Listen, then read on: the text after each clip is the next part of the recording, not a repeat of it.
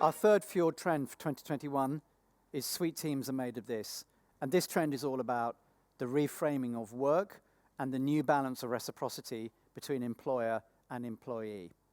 So what's going on here is that work has changed significantly in the last year.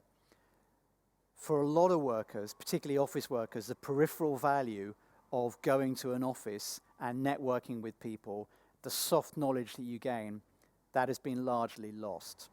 The second thing has happened has been a significant shift, largely invisible but real, of costs to the worker. Now, they may have saved some because they might not in some circumstances be commuting, but they're filling that up with having to buy a new desk, a new chair to sit on, new technology to work from home, pay for higher broadband, pay for the heating costs of being at home during that time.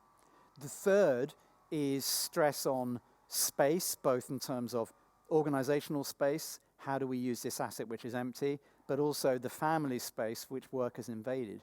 And the fourth is the way in which our use of digital has gone up dramatically, but the infrastructure and tools that we're using it with, think all those mute button unmutes which people forget about doing, that infrastructure and tools is so poor. Now, there are three vectors to think about here when you think about, are we going to go back to our place of work or not? It's not about will we or will we not. It's about the percentage of us will go back. And that's going to be affected by the attitude of workers. Roughly 50% are consistently saying, I'm going to spend more time working from home.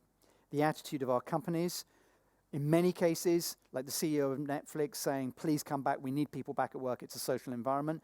But in many cases, CFOs will be looking at this and saying, do we really want to bear these costs anymore?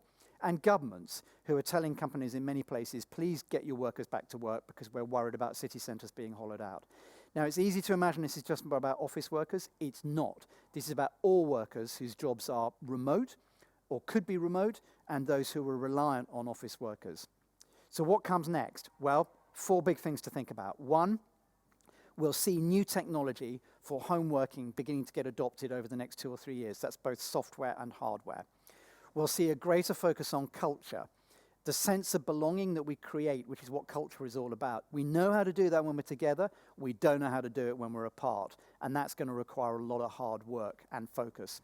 The third one is talent, the dynamic about, do I have to be in a particular city in order to do this job? There are both upsides and downsides for this for both employers and employees. And the fourth one is about control.